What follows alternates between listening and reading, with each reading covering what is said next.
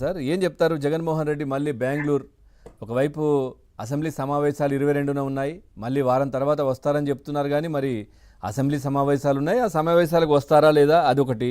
ఇంకొకటి ఈరోజు శ్వేతపత్రం రిలీజ్ చేస్తా ఉన్నారు ఆంధ్రప్రదేశ్ ముఖ్యమంత్రి గనులకు సంబంధించి.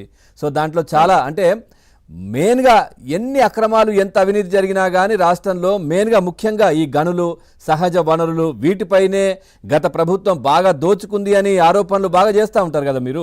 మెయిన్గా దానికి సంబంధించే శ్వేతపత్రం రిలీజ్ అవుతోంది. మరి ఈ సమయంలో మరి బెంగళూరు వెళ్ళడాన్ని ఎట్లా చూడాలి? ఇవన్నీ ఏమైనా లింక్ ఉందా? ఏం చెప్తారు? తప్పకుండా లింక్ ఉంది. అన్నిటికన్నా ముఖ్యమైనటువంటి విషయం ఏంటంటే విజయసాయి రెడ్డి ఇష్యూ పెద్ద తలనొప్పిగా ఉంది ఆయన.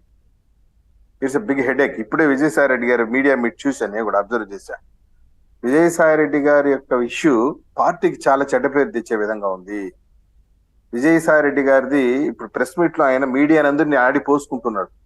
ఆ వంశీ గారినంట, మళ్ళీ ఏబిఎన్ ప్రసాద్ గారు అంటే మన టాపిక్ మళ్ళీ డైవర్ట్ అవుతుంది. ఆ అంశం ఏంటంటే మనకు దాంట్లో క్లారిటీగా క్లియర్గా కూడా దానికి సంబంధించి అంటే ఒక మహిళకు సంబంధించిన ఇష్యూ కాబట్టి వాళ్ళు చూసుకుంటారు అది అన్నట్టుగా మనం ఎక్కువ దాని గురించి చర్చకు వెళ్ళట్లేదు.